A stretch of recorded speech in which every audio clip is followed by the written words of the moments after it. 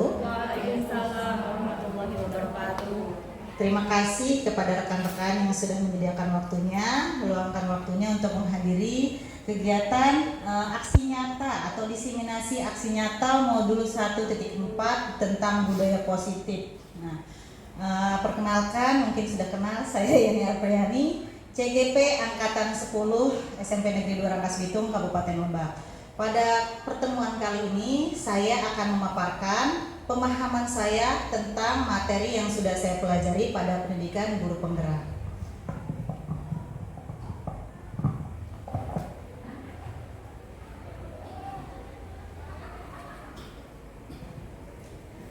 Tujuan diseminasi ini yaitu untuk memberikan peserta didik kebebasan untuk berpartisipasi secara terbuka dan demokratis dalam menyampaikan pendapat mereka, terlepas dari keyakinan apapun yang mereka anut, mewujudkan belajar bebas.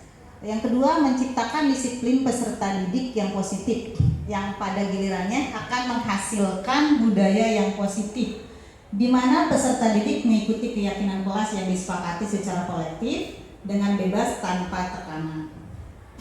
Yang ketiga, membentuk karakter yang baik pada siswa melalui kebiasaan-kebiasaan baik, perilaku baik, dan keteladanan dari setiap anggota masyarakat sekolah, pengajar, ataupun muridnya. Latar belakangnya. Nah, menurut Ki Hajar Dewantara, tujuan pendidikan adalah menuntun kekuatan alam yang ada pada anak-anak agar mereka dapat mencapai keselamatan dan kebahagiaan yang setinggi-tingginya, baik sebagai manusia maupun sebagai anggota masyarakat. Oleh karena itu, pendidik hanya dapat menuntun tumbuh atau hidupnya kekuatan alam yang ada pada anak-anak, agar mereka dapat memperbaiki tingkah lakunya, bukan dasarnya hidup dan tumbuhnya kekuatan alam pada anak-anak. Nah, materi yang pertama yaitu tentang budaya positif. Nah, mungkin Bapak Ibu di sini sudah sering mendengar apa itu budaya positif. Nah, budaya positif didefinisikan sebagai nilai-nilai, keyakinan dan kebiasaan yang diterapkan di sekolah yang membantu siswa tumbuh menjadi individu yang kritis, hormat, dan bertanggung jawab.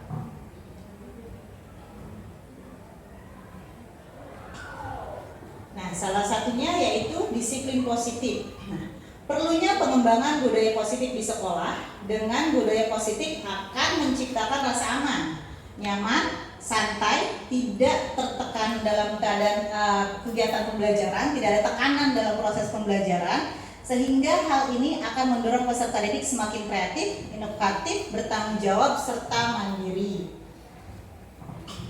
Nah, budaya positif di sekolah adalah nilai dan kebiasaan di sekolah yang membantu siswa tumbuh menjadi orang-orang yang kritis, orang-orang yang hormat dan bertanggung jawab, serta sesuai dengan profil pelajar Pancasila. Konsep utama pada budaya positif ini yang pertama yaitu perubahan paradigma belajar, disiplin positif, kebutuhan dasar manusia, motivasi perilaku manusia, restitusi atau posisi kontrol guru, keyakinan kelas, serta segitiga restitusi. Perubahan paradigma belajar. Sekolah dapat membantu menciptakan budaya yang positif dengan menciptakan lingkungan yang positif, aman, dan nyaman, di mana siswa dapat berpikir, bertindak, dan menciptakan dengan cara yang bebas, mandiri, dan bertanggung jawab. Kemudian disiplin sangat berkaitan dengan kontrol guru terhadap siswa.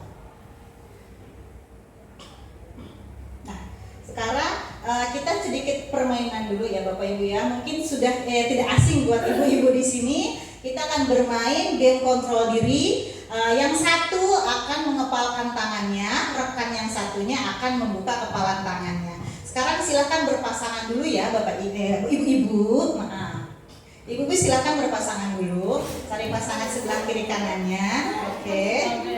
Nah, Bu Yeni mungkin bisa sama Bu Indah. Nah, Bu Ika sama Bu Rini. Oh, udah pas ya. Bu Juwita berarti sama Bu Indah ya. Oke. Nah, permainannya. Nah, permainannya silakan kesepakatan mengepalkan tangannya dan siapa yang akan mencoba untuk membuka kepalan tangannya. Nah, buat kesepakatan dulu silakan di antara kalian berdua.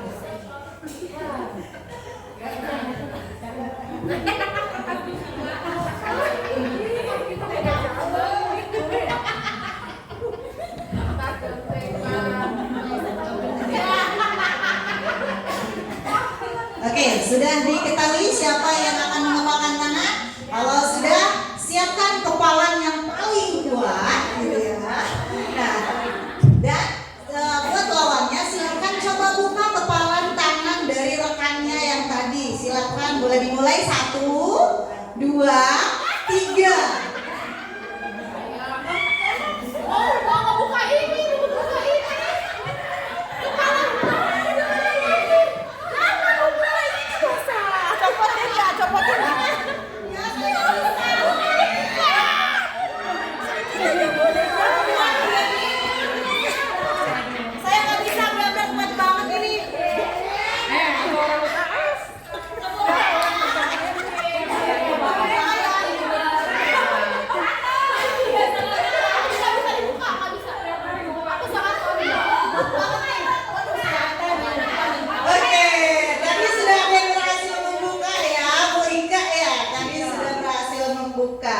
Nah, sekarang saya coba tanya dulu ke Bu Rini ya.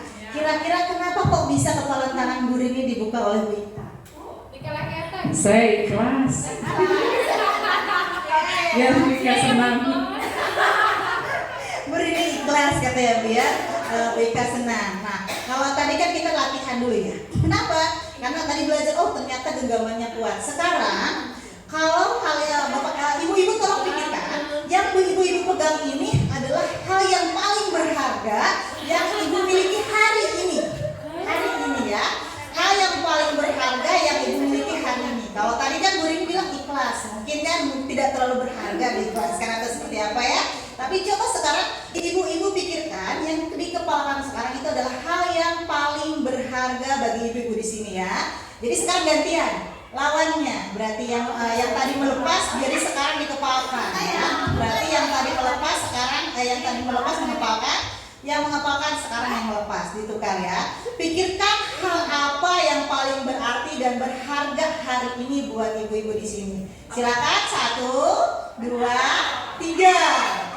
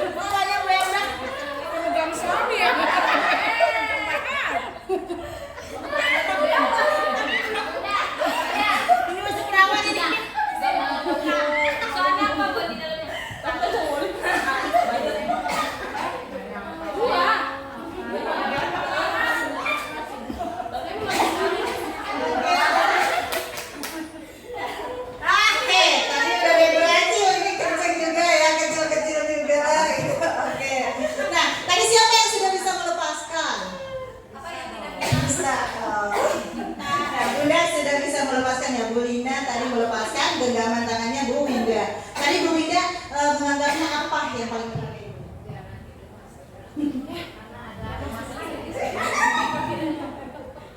Bu Winda tadi mengepalkan itu apa yang dijaga? Karena segala sesuatu yang dijaga pada dasarnya kan bukan milik kita. Jadi suatu saat pasti lepas juga. Gitu. Suatu saat lepas juga. Nah, oke, tadi ada yang keras yang berjuang sampai akhirnya di sebelah sini nih, pojok sini ya, kita coba. Nah, Bu Yeni, kira-kira apa yang tadi Bu Yeni pertahankan sampai nggak mau dilepas oleh Bu Enda? Saya mempertahankan apa yang saya bayangkan di sini. Pokoknya saya keperawanan di sini. Di sini saya kan kuat banget Bu Enda, tapi setelahnya masuk gitu deh. Oke, terima kasih Bu Yeni. Nah, kalau sini tadi ada Bu Risa dengan Bu Sherlyn. Gimana? Tadi ada terlepas nggak? Siapa tadi yang mengepal? Elin yang mengepal. Terlepas nggak Bu Risma? Enggak, karena dia nggak mau dibuka. Nggak mau dibuka. Oke. Tahu Bu Elin apa yang digenggam sampai tidak mau melepaskan? Yang digenggam adalah ini, keimanan.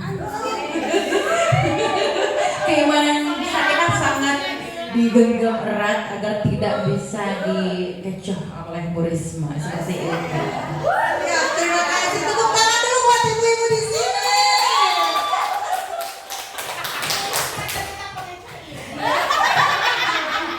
Bukan Pak Imam ya? Punya Pak Imam. Ya Pak Imam. Kuat sekali Bemda. Saya berusaha mengucapkan ini sendiri nggak buka terus sih.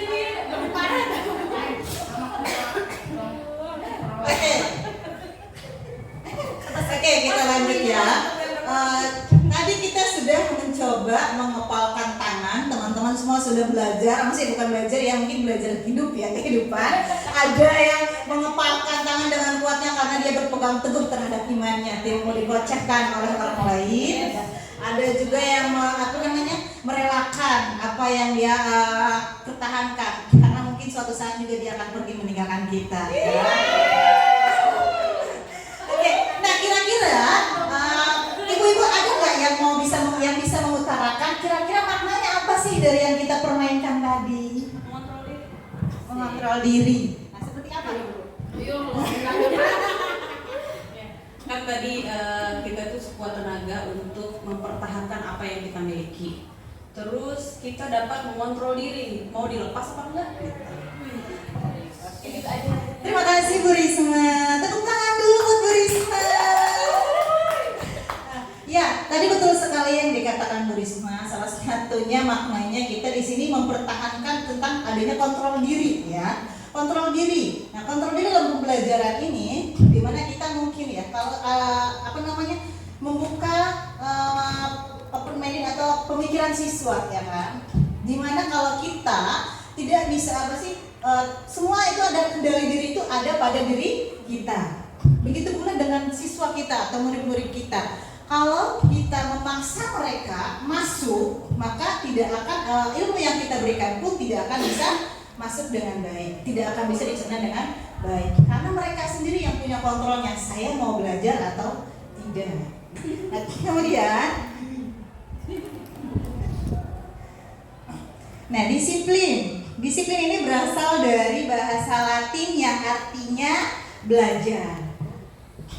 Makna asal dari kata ini berkonotasi dengan disiplin diri dari murid-murid Sokrates dan Plato. Disiplin diri membuat orang-orang menggali potensinya menuju sebuah tujuan, apa yang dia hargai. Namun, dalam budaya kita, makna kata disiplin telah berubah menjadi sesuatu yang dilakukan seseorang pada orang lain untuk mendapatkan kepatuhan. Kecenderungan umum adalah menghubungkan kata disiplin dengan ketidaknyamanan, bukan dengan apa yang kita hargai atau pencapaian suatu tujuan yang mulia.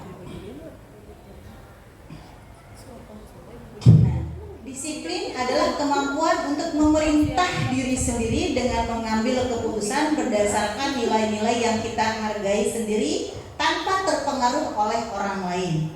Dalam profil pelajaran Pancasila, nilai-nilai kebajikan, sifat positif manusia yang merupakan tujuan mulia yang ingin dicapai setiap orang adalah nilai-nilai yang kita hargai. Di sini saya juga belajar, pada modul ini saya belajar tentang kebutuhan dasar manusia. Nah, di sini juga kebutuhan dasar murid-murid kita ya. Ada 4 kebutuhan. Realitas kebutuhan setiap orang berbeda. Kita harus berusaha memahami pandangan orang lain tentang dunia. Setiap orang memiliki gambaran yang berbeda. Kasus di sebuah SD Permai, di mana ada siswa yang bernama Agus. Nah, ada beberapa anak telah datang dan mengeluh Agus ini seringkali minta bekal makan siangnya. Kira-kira ada nggak yang mau berpendapat kenapa kira-kira Agus melakukan hal tersebut dan apa yang akan ibu lakukan terhadap Agus dengan masalah tersebut? Oke, Bu Firja. Oke. Yang pertama, kenapa namanya Agus, Bu? Kan ada ya Agus lapar, Bu, yang gitu kan ya. Oh, yang pertama, baiklah. Yang di situ kasusnya adalah si Agus ini meminta dengan paksa. Ada beberapa faktor yang membuat si Agus ini meminta makanan kepada temannya. Yang pertama, memang dia tidak diberi uang oleh orang tuanya, bisa jadi. Dan faktor yang kedua, memang dia terbiasa seperti itu, gitu. Jadi yang kita lakukan adalah mendalami ke siswa, ke Agus, masalah apa yang dia hadapi sampai dia melakukan hal seperti itu. Dan setelah kita tahu masalahnya apa, baru kita mencari solusinya agar dia tidak berbuat seperti itu lagi. Begitu Ibu, terima kasih. Iya. Terima kasih Bu Firza. Ya. Tadi Bu Firza menjelaskan bahwasanya kita telusuri dulu apa yang membuat Agus melakukan hal tersebut sampai dia sering meminta bekal teman-temannya. Nah, kalau kita sudah tahu nih permasalahannya seperti apa, maka kita cari solusinya seperti apa ya. Oke.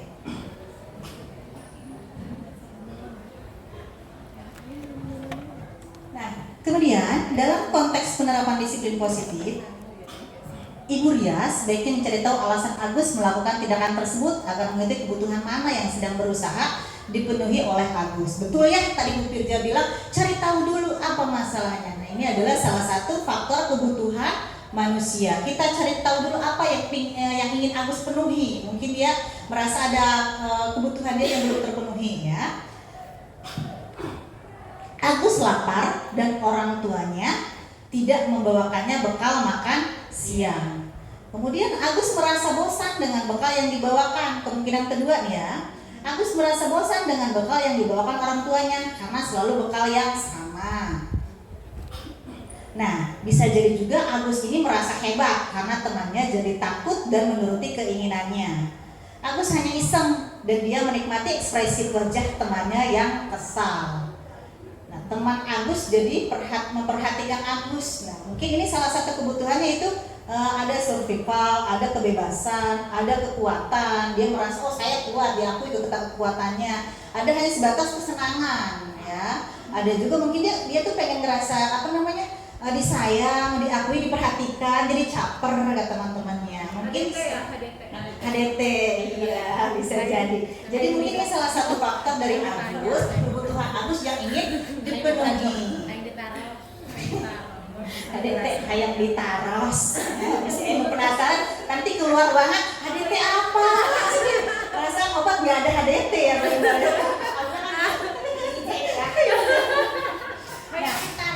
Sekarang kita masuk ke materi berikutnya yaitu hukuman dan sanksi atau konsekuensi ya. Nah, di sini ada kasus lagi nih ya. Banyak kasus ya sepertinya. Ada guru BK ya. Iva kurang menguasai pelajaran matematika. Sehingga pada saat pelajaran tersebut berlangsung, dia lebih banyak berdiam diri atau menggambar di buku pelajarannya. Pada saat guru matematikanya datang, Pak Seno, ya Pak Seno mungkin saudaranya Pak Supri ya, menanyakan pertanyaan pada Iva dan Iva menjadi gugup. Nah, dan tak sengaja menjatuhkan tasnya dari kursi, serta tiba-tiba menjadi gagap pada saat berupaya menjawab. Seluruh kelas pun tertawa melihat perilaku Iva yang bicara tergagap dan terkejut tersebut. Nah, Pak Seno pada saat itu membiarkan teman-teman Iva mentertawakan Iva yang tergagap, terus yang sudah malu ya gitu dilihatin sama teman-temannya gitu. Nah, malahan minta Iva untuk maju ke depan dan berdiri di depan kelas sambil menunjuk hidungnya karena tidak bisa menjawab pertanyaan dari Pak Seno. Kelas makin gaduh dan anak-anak pun tertawa melihat Iva di depan kelas memegang ujung hidungnya. Jadi Pak Seno ini memberikan hukuman, Iva silakan maju ke depan, pegang hidung kamu di depan kelas, di depan teman-temannya. Nah, ibu-ibu di sini yang cantik-cantik, kira-kira apakah ibu-ibu ini setuju dengan apa yang dilakukan oleh Pak Seno tadi? Tidak. Nah, kalau tidak, boleh tahu nggak apa alasannya? Binda? Boleh. Oke, sebelumnya terima kasih kepada Ibu yang sudah memberikan waktu untuk saya menjawab pertanyaan tersebut. Kenapa saya tidak setuju? Karena pada dasarnya setiap orang itu memiliki psikologis masing-masing, berbeda-beda. Nah, khawatir nanti kalau misalkan kita menormalisasikan hal tersebut, itu akan membuat si anak malah menjadi malu, menjadi ya tidak percaya diri. Kemudian bisa-bisa si anak ini mempunyai dendam tersendiri kepada guru tersebut. Apalagi sekarang kan zamannya luar biasa, bisa dibilang seperti itu. Malah ada anak yang dengan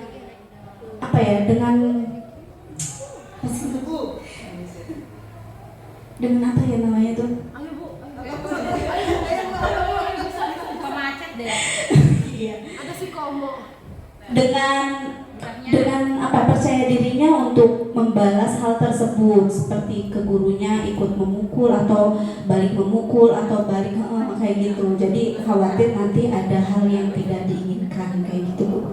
Terima kasih.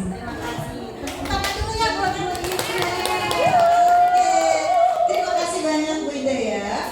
Tadi Bu Ida bilang nggak setuju karena itu bisa mengganggu psikologisnya anak ya. Bisa anak merasa minder, malu, atau mungkin bahkan dendam terhadap gurunya. Jadi itu akan menimbulkan kebencian terhadap siswa terhadap gurunya ya.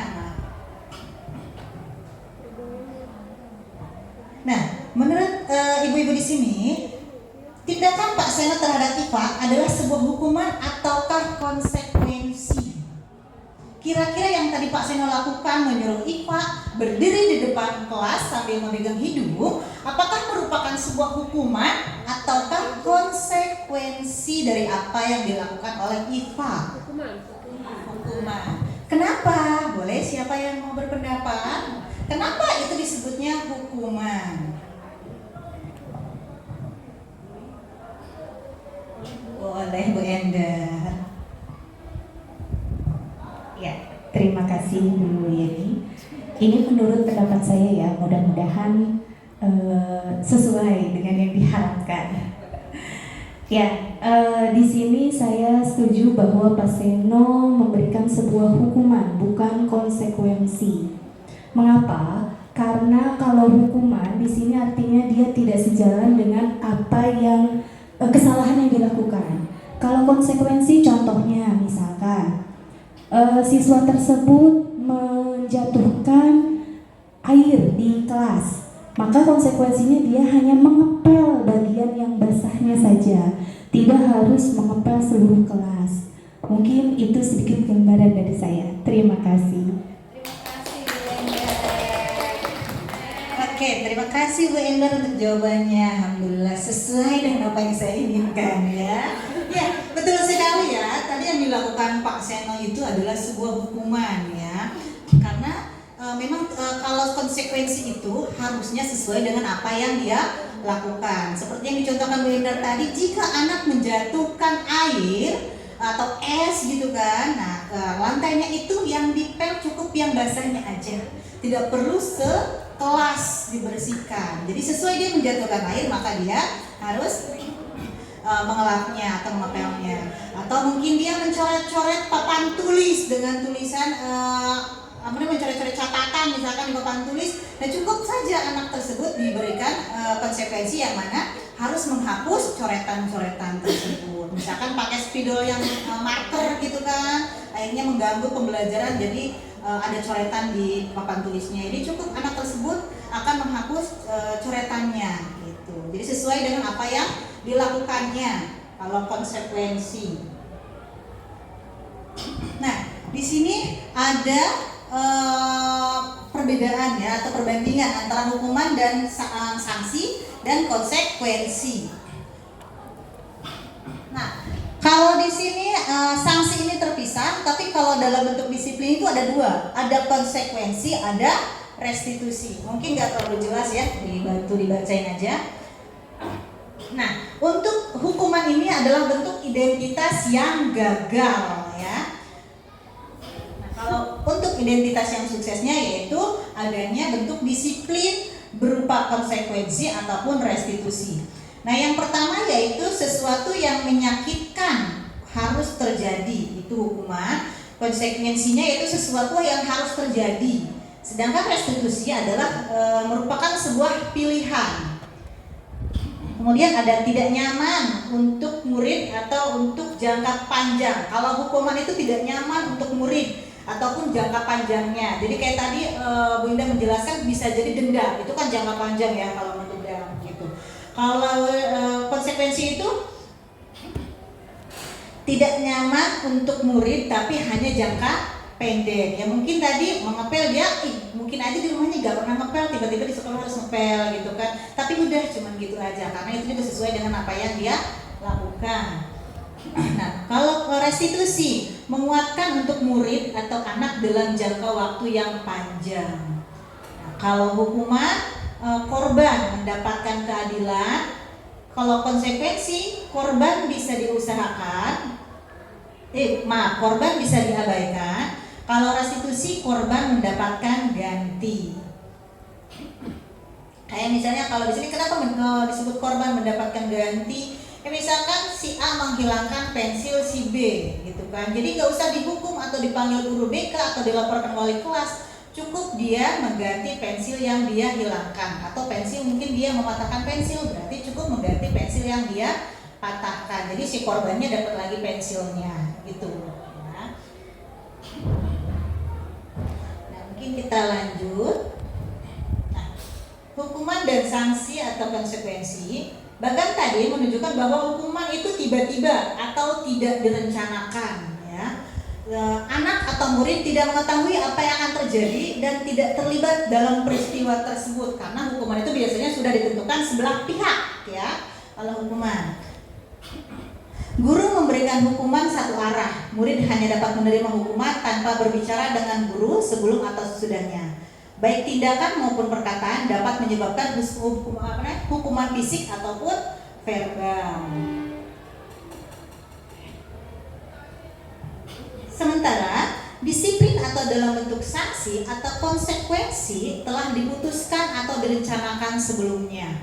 Baik siswa maupun guru telah membahasnya dan menyetujuinya. Guru atau sekolah biasanya menentukan sanksi atau konsekuensi dan menyetujuinya dan sudah tahu apa yang akan mereka lakukan. Misalnya, jika seorang murid ditegur 3 kali karena tugasnya belum selesai, atau guru atau ada yang ngobrol, mereka akan kehilangan waktu bermain dan harus menyelesaikan tugas. Kalau di sekolah kita mungkin kan salah satu jika ada anak yang memainkan handphone di luar jam belajarnya, maka ada konsekuensinya yaitu HP-nya disita dan harus diambil sepulang sekolah, misalnya seperti itu ya. Atau mungkin jika dia sudah berulang-ulang kali biasanya panggilan orang tua seperti itu kan, itu bentuknya konsekuensi karena aturannya sudah ada. Harus seperti apa nanti kalau mereka melanggar, seperti itu, berbeda dengan hukuman. Nah, di sini ada lagi satu lagi yaitu restitusi. Nah, restitusi juga merupakan proses kerjasama yang mengajarkan siswa untuk menyelesaikan masalahnya dan memperbaiki kesalahan mereka sehingga mereka dapat kembali ke kelompok mereka dengan karakter yang lebih kuat. Nah, selain itu, restitusi juga mengajarkan siswa untuk berpikir tentang orang seperti apa yang mereka inginkan dan bagaimana mereka mempertahankan orang lain. Nah, sekarang kita latihan nih. Kira-kira yang pertama ya dibacakan ya, mungkin gak terlalu kelihatan. Lari mengelilingi lapangan basket 2 kali karena terlambat hadir di sekolah. Kira-kira ini apakah bentuk hukuman?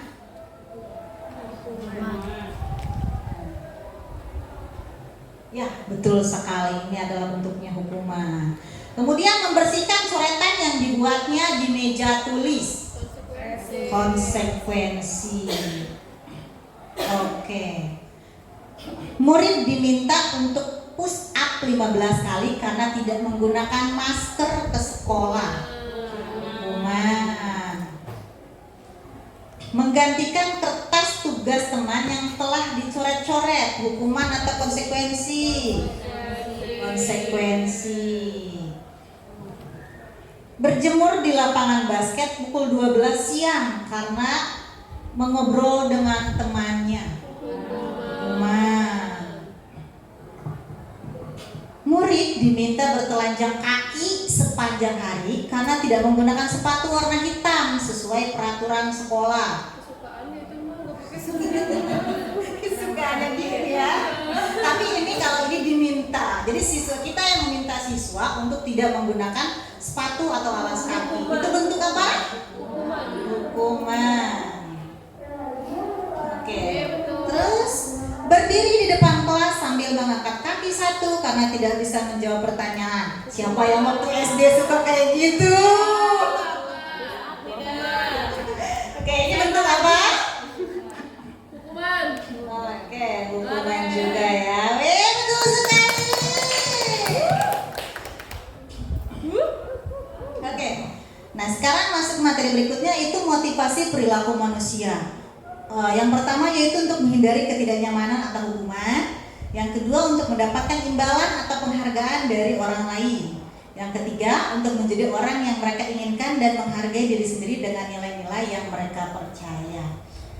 Nah, dua bagian ini atau kotak pertama dan kotak kedua ini adalah bentuk dari motivasi eksternal. Sedangkan kalau untuk yang kotak ketiga itu adalah bentuk dari motivasi internal. Motivasi internal untuk menjadi orang yang mereka inginkan dan menghargai diri sendiri dengan nilai-nilai yang mereka percaya. Untuk mengurangi motivasi eksternal, maka perlu menghindari adanya hukuman dan penghargaan yang berlebihan. Salah satu materi yang saya terima dan lumayan kaget untuk saya pada saat pembelajaran kemarin yaitu bahwa tidak dianjurkan untuk adanya penghargaan atau hadiah gitu kan. Kalau kita kan, saya pribadi pernah gitu kan, sering mungkin dulu ya, yang maju ke depan nanti dapat permen, yang maju ke depan nanti dapat bembeng gitu kan. Nah, itu ternyata tidak boleh gitu ya, tidak dianjurkan karena itu bentuknya nanti masuknya ke motivasi eksternal. Jadi saat nanti gurunya tidak menjanjikan bahwa apa atau dikasih apa, siswa itu tidak mau mengerjakan. Nah, itu ya salah satu hal yang fatal ternyata ya gitu. Padahal kita niatnya atau rencananya biar anak semangat nih, pengennya gitu doang. Ternyata itu akan kalau dalam jangka panjang saat kita tidak melakukan, ternyata itu adalah hal yang negatif. Jadi menyebabkan siswa itu tidak memiliki motivasi internal. Kalau harus iming-iming aja, kalau nggak ada iming-iming ya udah diam aja semuanya. Gitu. Ternyata tidak baik dan itu termasuk saya kaget gitu. Oh, ternyata yang saya lakukan masih belum tepat seperti itu. Nah, posisi kontrol guru. Oke. Ada 5 posisi kontrol guru ya. Yang pertama sebagai penghukum. Oh, sering banget ya saya kalau nomor pertama nih. Sebagai penghukum. Kemudian ada pembuat merasa bersalah. Ada teman, ada pemantau dan ada manajer.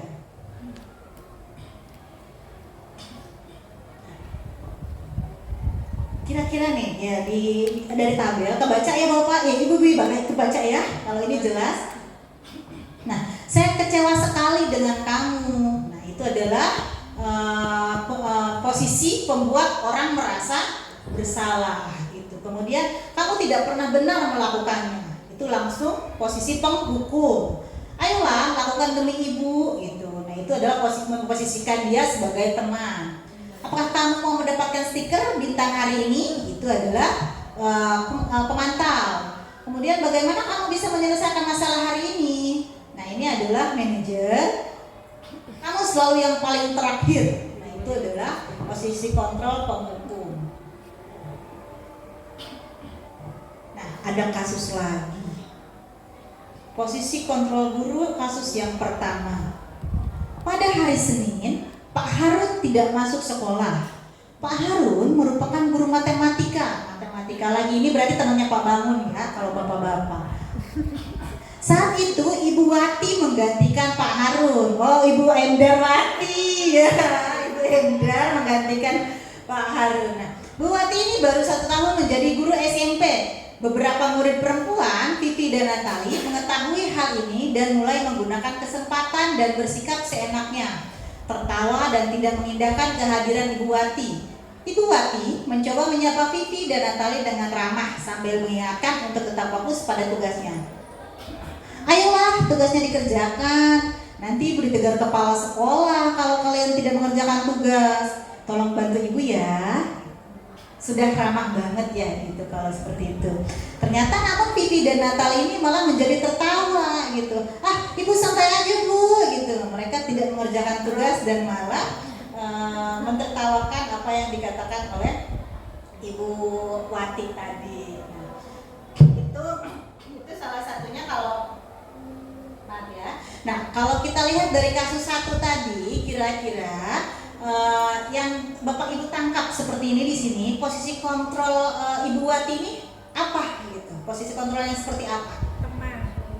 Teman ya. Apa yang membuat yang membuat ibu-ibu di sini bahwa menjawab bahwanya Bu Wati ini memposisikan diri sebagai teman? Mana yang menegaskan pernyataan tersebut? Iya, ada gitu. Ayolah tugasnya dikerjakan. Nah, kalau ayolah tugasnya dikerjakan, nanti Ibu ditegur kepala sekolah, teman atau pemberi rasa bersalah. Kira-kira pemberi rasa bersalah. Karena kan di situ ada kalimat nanti Ibu dimarahin kepala sekolah nih. Jadi kan seakan-akan gara-gara kalian nih Ibu dimarahin kepala sekolah. Itu kan statement untuk kontrol pemberi rasa bersalah. Kalau tadi kontrol teman, ayolah tugasnya dikerjakan gitu. Nah, ini ada kalimat apa?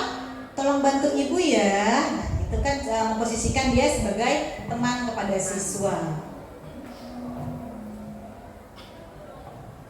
Nah, kasus yang kedua. Anto dan Dino sedang bermain bersama-sama di lapangan basket dan tiba-tiba terlibat dalam sebuah pertengkaran adu mulut. Dino pun menjadi emosi dan mengadakan kontak fisik, menarik kemeja Anto dengan kasar sampai 3 kancingnya terlepas. Pada saat itu guru piket langsung melerai mereka dan membawa mereka ke ruang kepala sekolah. Ibu Suti sebagai kepala sekolah berupaya menenangkan keduanya, terutama Dino.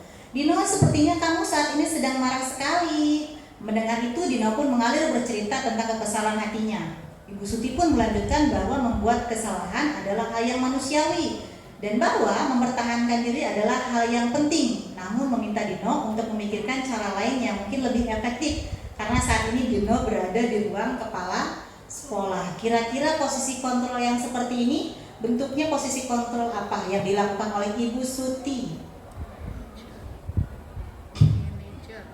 Manajer ya. Karena tadi gimana di situ yang menguatkannya kira-kira apa? Apa yang menguatkan bahwasanya Ibu Siti adalah mempraktekkan posisi kontrol manajer. Memikirkan cara lain yang mungkin. Iya, di situ ada membuat membuat kesalahan adalah hal yang manusiawi. Kemudian juga ada kita pikirkan cara yang lain gitu ya.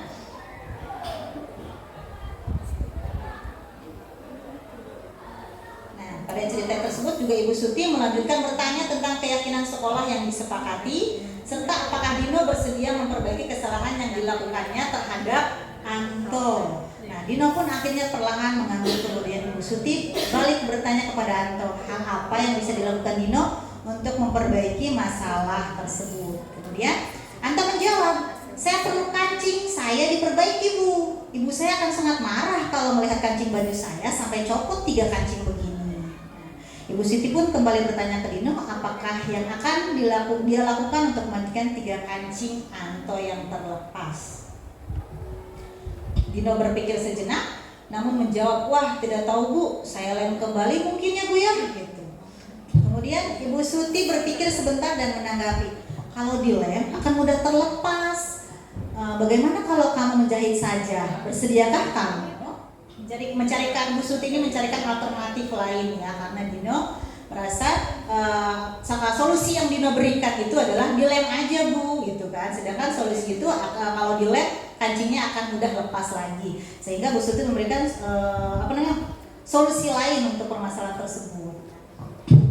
Kemudian menjahit Bu, mana saya tahu bagaimana caranya menjahit Bu. Ibu Suti meneruskan, apakah kamu bersedia belajar menjahit? Dino berpikir sejenak memandang ke meja Anto dan menanggapi, yang mengajari saya siapa Bu? Dengan cepat Ibu Suti menjawab, Pak Irfan, guru tata busana. Dino kembali diam sejenak memandang ke meja Anto yang tanpa kancing. Akhirnya Dino mengangguk tanda menyetujui dan sepanjang siang itu Dino belajar menjahit dan memperbaiki kemeja Anto. Nah, terakhir kali terlihat keduanya, anak laki-laki tersebut, Dino dan Anto, pada jam pulang sekolah. Mereka sudah bercengkrama dan bersanda gurau kembali karena permasalahannya sudah diatasi, ya, solusinya sudah terjawab, kancing bajunya sudah dirapikan kembali. Nah, ini ada tabel posisi kontrol guru, ada motivasi, ada identitas gagal, identitas berhasil, dan identitas ada kontrol dari luar dan ada kontrol dari dalam, ya, kontrol diri. Motivasinya di sini kalau misalkan identitas gagal itu menghindari hukuman atau penghukum atau membuat rasa bersalah, menghardik, menunjuk-nunjuk, menyakiti atau menyindir, ya. Kemudian membuat rasa bersalahnya berarti biasanya berceramah dan mengatakan seharusnya atau ibu kecewa dan yang lainnya.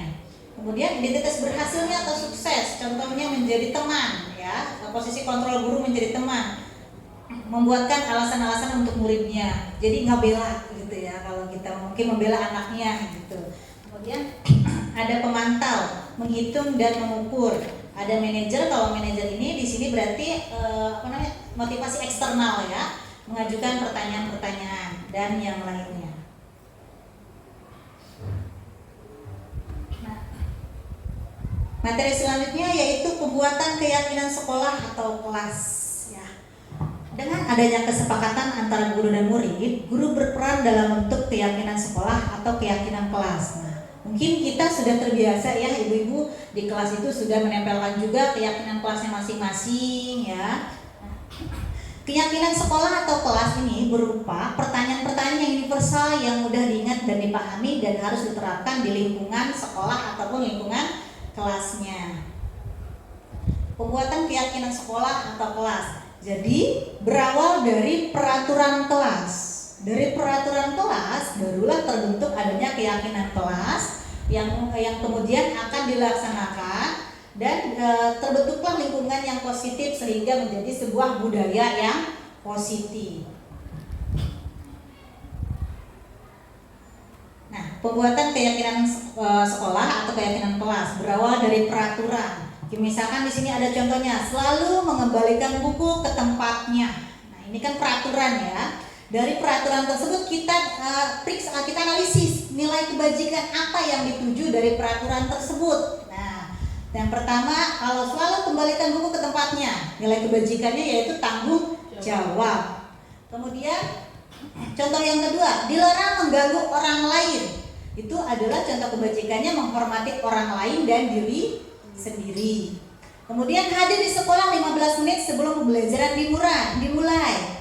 Nilai kebajikannya itu menghormati orang lain, komitmen pada tujuan atau berkomitmen. Kemudian dilarang menggunakan narkoba. Nilai kebajikan yang ditujunya yaitu kesehatan. Kemudian gunakan masker. Nilai yang ditujunya yaitu kesehatan dan keselamatan. Jangan berlari di kelas atau koridor. Itu nilainya yaitu keselamatan dan keamanan. Pembentukan keyakinan kelas. Keyakinan kelas lebih bersifat abstrak daripada peraturan, yang lebih rinci dan konkret. Keyakinan kelas berupa pernyataan universal. Pernyataan keyakinan kelas dibuat dalam bentuk positif. Keyakinan kelas hendaknya tidak terlalu banyak sehingga mudah diingat dan dipahami.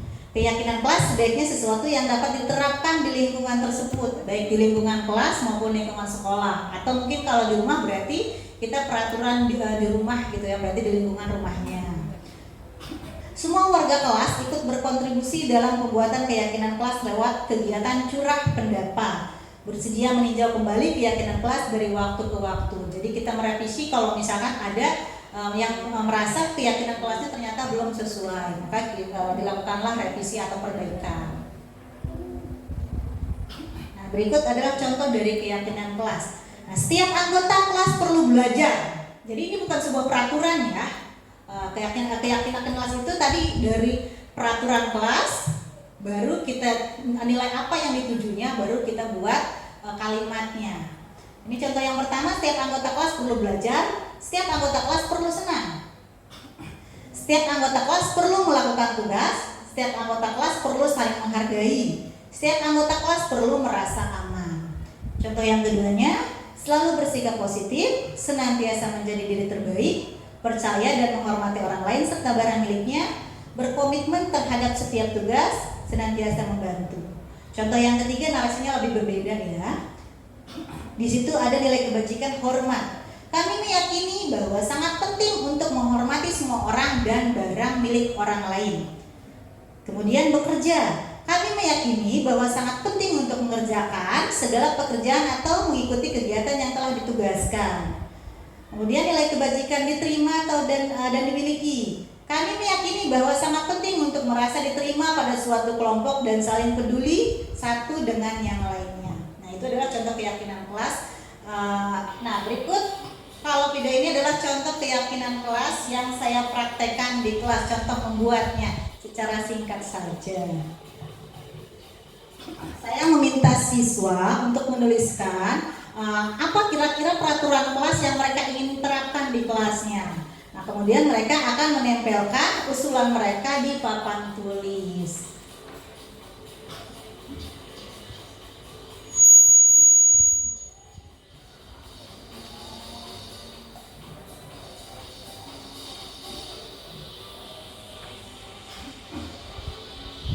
Setelah menuliskan dan menempelkan, kemudian saya beserta siswa mengelompokkan peraturan yang memang sama. Ya.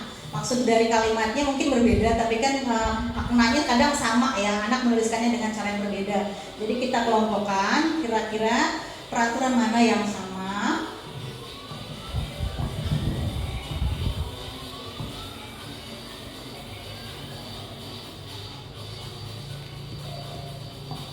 Setelah itu baru kita dari peraturan yang tadi sudah terbentuk, kita tentukan analisis nih bersama anak-anak, kira-kira peraturan tersebut mencerminkan apa nilai yang ingin ditujunya, nilai kebajikannya itu apa gitu. Kita tuliskan sesuai dengan peraturannya masing-masing.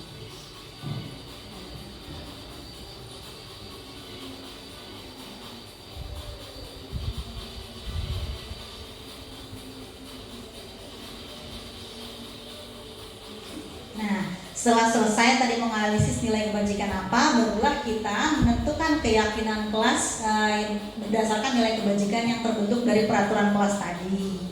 Terus setelah disusun narasinya atau kalimatnya, baru nanti ditempel, dicetak dan ditempel di kelas untuk selalu diingat oleh peserta didik atau siswa di kelas tersebut. Nah, sebetulnya kalau untuk pembuatan keyakinan kelas sebelumnya, saya pribadi masih belum begitu paham seperti apa pembuatan keyakinan kelas.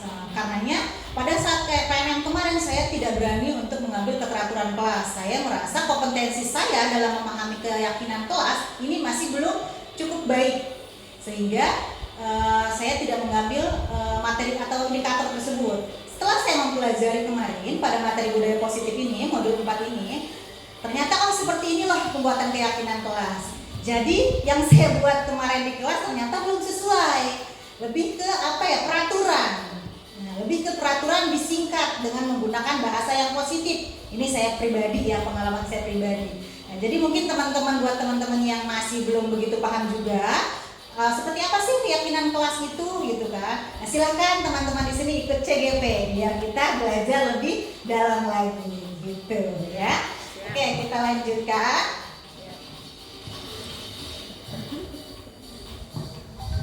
Segitiga restitusi, proses menciptakan kondisi bagi murid untuk memperbaiki kesalahan mereka, sehingga mereka bisa kembali pada kelompok mereka dengan karakter yang lebih kuat. Melalui restitusi, guru dapat membantu murid menjadi lebih memiliki tujuan. disiplin positif, serta memulihkan dirinya setelah berbuat salah. Kemudian membantu murid untuk jujur pada diri sendiri dan mengevaluasi dampak dari kesalahan yang dilakukan. Memberikan penawaran bukan paksaan. Nah, segitiga restitusi ini ada 3 langkah-langkahnya. Yang pertama yaitu memvalidasi. Menstabilkan identitas yang salah. Menstabilkan identitas dulu ya, menstabilkan identitas. Setiap orang pasti setiap orang pasti pernah melakukan kesalahan. Bukan kamu satu-satunya yang pernah melakukan kesalahan tersebut, gitu kan. Ini yang pertama, kita stabilkan dulu identitasnya. Kemudian memvalidasi tindakan yang salahnya. Kamu tentu punya alasan mengapa melakukan tindakan tersebut. Apakah ada cara yang lebih efektif untuk mendapatkan apa yang kamu butuhkan? Kemudian yang ketiga yaitu menanyakan keyakinannya.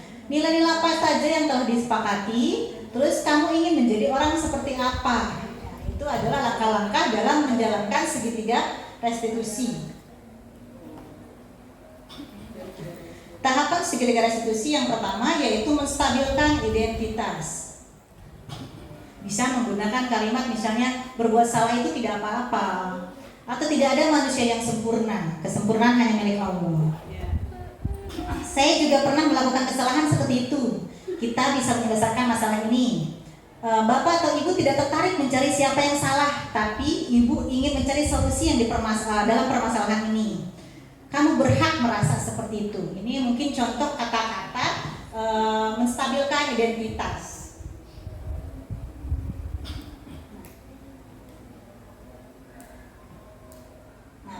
Yang kedua yaitu validasi tindakan yang salah. Kamu pasti punya alasan mengapa melakukan hal itu. Kemudian, kamu patut bangga pada dirimu sendiri karena kamu telah melindungi sesuatu yang penting buat dirimu. Nah, untuk yang ketiga yaitu menanyakan keyakinan. Apa yang kita percaya sebagai keyakinan kelas atau keluarga? Sebagai kelas atau keluarga. Apa nilai-nilai umum yang kita telah sepakati? Apa bayangan kita tentang kelas yang ideal? Kamu mau jadi orang seperti apa? Nah, ini adalah bentuk menanyakan keyakinan. Nah, berikut adalah video saya melaksanakan atau mempraktekkan menyelesaikan permasalahan dengan menggunakan segitiga restitusi. Nah, contohnya kasusnya di sini yaitu yang saya ambil, di mana Adi dan Jidan ini sering pulang lebih awal dan tidak melaksanakan tugas piket harian kelas, sehingga membuat teman piket lainnya merasa kesal dan melaporkannya kepada saya. Nah, ini salah satu contoh saat saya mempraktekkan langkah-langkah segitiga restitusi dalam menyelesaikan permasalahan.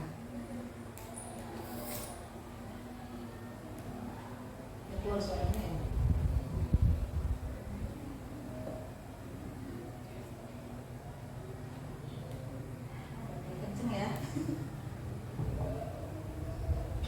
Nah, tahapan pertama kita menstabilkan identitas, menanyakan apakah betul bahwasannya mereka memang sering pulang lebih awal. Nah, sama seperti tadi, kita mengeluarkan kalimat gitu kan. Ya, mungkin setiap orang pernah melakukan kesalahan dan lupa mungkin kan bahwasannya dia memiliki tanggung jawab lain gitu. Langkah keduanya yaitu melakukan validasi tindakan yang salah. Pada saat itu saya memaparkan kepada mereka bahwasannya apa yang mereka lakukan itu adalah salah.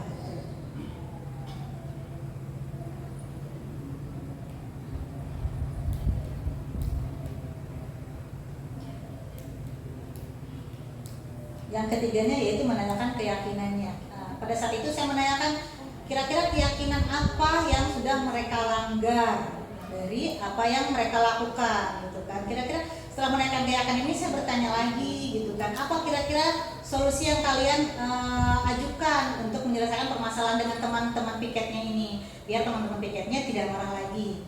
Saat itu Jidan mengajukan bahwasanya, oh Bu, saya ini aja, saya akan membuang sampah setiap jam istirahat selesai. Kalau habis jajan kan suka penuh Bu sampahnya gitu. Oh ya sudah kalau gitu. Terus kemudian kalau untuk Adi Kemarin dia mengajukan, Bu saya ini aja menyapukan kelas karena kalau habis istirahat kan suka banyak sampah habis jajan. Jadi setiap sebelum memulai pembelajaran saya sapukan dulu, katanya seperti itu. Itu adalah salah satu contoh menjalankan segitiga restitusi. Nah, sebetulnya kalau kita benar-benar bisa menjalankan segitiga restitusi ini, sekolah kita itu akan makin terlihat nyaman, damai ya, karena anak-anak itu tidak akan ada dendam, baik sesama temannya maupun terhadap gurunya. Namun untuk melaksanakan segitiga restitusi ini sungguh hal yang tidak mudah ya. Sungguh hal yang tidak mudah. Saya mencoba mempraktekkan sendiri di kelas saat pembelajaran matematika di kelas 7 ya.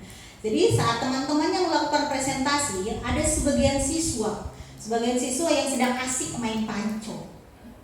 Saya datengin kan, gak boleh marah-marah. Saya datengin tuh, senyum-senyum dia datengnya. Lagi ngapain? Ditanya gitu kan. Lagi ngapain? Enggak Bu, gak mau jawab. Lagi ngapain? Kok seru banget gitu. Ternyata ada yang lebih menarik daripada teman-temannya yang lagi presentasi. Masih belum bisa maksimal mungkin ya saat itu juga. Enggak nih Bu, kata gitu. Tadi nyoret-nyoret saya minta maaf tapi gerakannya panjang luar biasa memang anak-anak ini ya. Jadi Terus iya maafin gitu. Ditanya lagi mencoba, dan itu emang bukan hal yang mudah, benar-benar bukan hal yang mudah. Tapi saat itu memang selesai, tidak akan ada luka yang membekas di murid. Daripada kita ngapain kamu? Orang lagi presentasi kamu malah sibuk main. Itu kan beda lagi. Itu saya sebelumnya. itu saya gitu ya. Tapi tanpa saya sadari ternyata hal tersebut malah makin membuat anak tidak mau belajar sama saya, gitu kan? Malah membuat anak makin tidak senang belajar matematika khususnya sama saya, gitu kan? Jadi ternyata salah satu efek segitiga restitusi itu sangat bagus. Damai di kelas, jadi kitanya pun mungkin lebih enak, tidak darah tinggi ya, gitu. Tapi penerapannya itu sulit. Seperti yang saya pelajari kemarin di ruang kolaborasi, ada kasus di mana seorang guru menghukum siswa yang sudah terlambat dan tidak menggunakan sepatu hitam sesuai kesepakatan sekolah ya. Terus kemudian dihukum dan yang lainnya. Nah, saat itu jika kita melakukan langkah-langkah menggunakan segitiga restitusi, mungkin dunia ini sekolah kita ini sangat damai. Tidak ada BP itu penuhnya dengan curhatan, bukan lagi dengan orang-orang yang bermasalah, gitu kan. Tapi dengan orang-orang yang ingin mencari solusi dari permasalahannya, gitu. Tapi yang mungkin berat. Namun menurut saya, jika tidak kita lakukan dari hal yang kecil dari diri kita sendiri, maka tidak akan pernah terbentuk adanya budaya positif di lingkungan sekolah kita, ya. Jadi saya mengajak ibu-ibu di sini, ayo sama-sama belajar menerapkan segitiga restitusi untuk menjadikan sekolah kita lebih ramah anak sesuai program sekolah dan juga lebih nyaman untuk ditinggali oleh siswa-siswi kita, seperti itu. Itu saja mungkin pemaparan saya, pemahaman tentang modul budaya positif yang saya pelajari di Pendidikan Guru Penggerak Angkatan 10. Terima kasih untuk kehadirannya. Mohon maaf jika banyak kata-kata atau mungkin pemahaman saya masih kurang tepat. Mohon dimaafkan dan diluruskan jika memang masih bengkok-bengkok ya. Terima kasih. Assalamualaikum warahmatullahi wabarakatuh.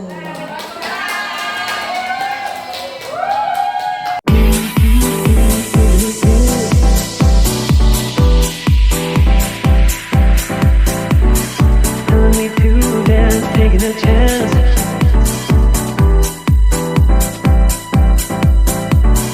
Telling me to dance, taking a chance.